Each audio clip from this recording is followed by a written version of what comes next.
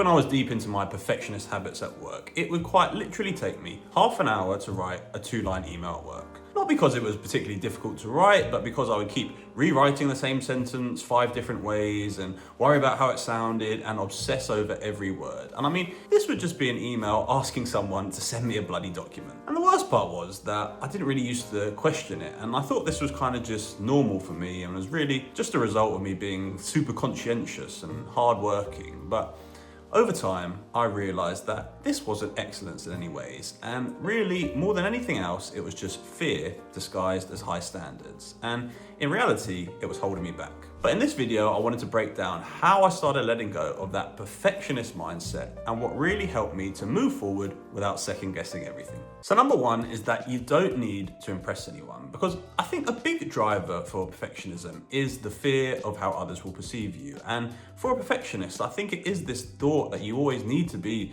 super impressive and be seen to be super capable and clever and be this kind of perfect individual. And I think some of that is maybe baked in us from when we're a kid. Like when we are young, maybe it's we're seeking validation from our parents, or as we get a little bit older, maybe it's teachers or our peers. But what I think this can do is it creates this pressure to overperform and to really overthink things, and maybe in some circumstances to avoid things where we think we might be seen to be less than. And this can even kind of be seen in like silly examples, like maybe like social examples. I know like even in my own life, like sometimes I could just be in a setting and someone would literally just ask me like a very simple question, and all of a sudden I think like, oh God, I need to like give some, really articulate and perfect answer to them and come up with this really like humorous story. And it's just these kind of unrealistic expectations and this unnecessary pressure that we start putting on ourselves. But the truth is, you really do not need to be super impressive, or you don't need to be anything. I mean, you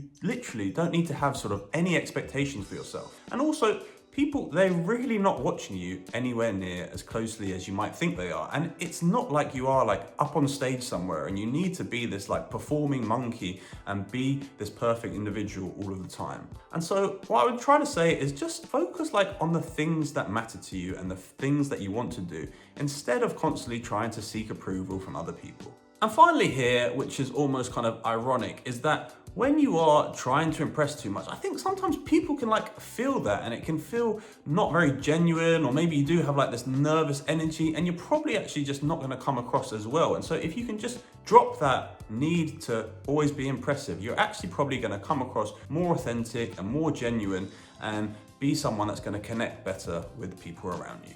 Number two is that your self-worth is not tied to being flawless, because I think we often treat mistakes like real threats to our identity, and like they are these life or death situations. And maybe that goes back to like real caveman days where we were roaming around in tribes, and if we did do or say something wrong and then get kicked out of the tribe, maybe we'd be on our own, and that really would be a bad thing, because then we'd be out in the jungle and maybe killed by lions and that sort of thing. But in reality, I mean, in modern day, firstly, like we don't have these threats to our survival, and making mistakes, they're definitely not these life or death situations. But more importantly here is really just understanding that your worth, it is not tied to being some super polished and flawless human being all of the time. And really, just as human beings, mistakes are just part of the process and part of life. And so they are nothing to worry about at all. And also really just remember that you most definitely can mess up and still be a really great person and be respected and or even be powerful and be someone that people look up to. And so the point really is just to try not to let your value be dictated by being perfect and never making mistakes. And really, instead, just try and focus on more like being a good person and being the person that turns up for the people around them and being the type of person that does the things that they say they're going to do. Number three, perfectionism dies when you embrace failure. Because in reality, perfectionism is not the opposite of success. And in reality, it's really the pathway to it. Because when you think about anything, when you think about trying to learn a new skill or build a business or kind of do anything that's new in life, failure is an inevitable part of the journey, and it's an inevitable part to be actually successful. Because almost by definition, if you're trying something new, that's going to be something that you've never done before, and so your skills are going to be low to begin with, and you will inevitably fail. But that is not actually a bad thing in any way, and actually it's something that you need to look for, and it's really part of that pathway to being successful.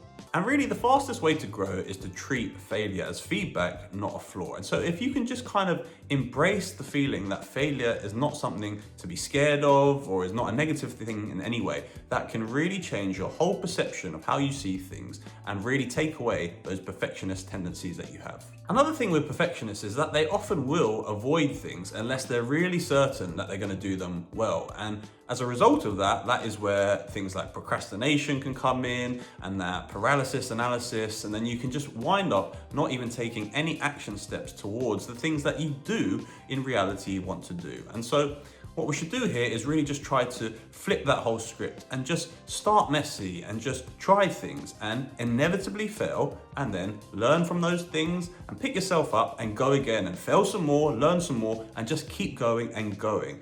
And having that mindset is how you will continue to progress and keep moving things forward, and ultimately is how you will be able to achieve much more than you maybe ever thought was possible. And so there are my 3 keys to overcoming any of these perfectionist tendencies that you may have. I hope you found that useful. Thanks very much for watching, and I'll see you in the next video.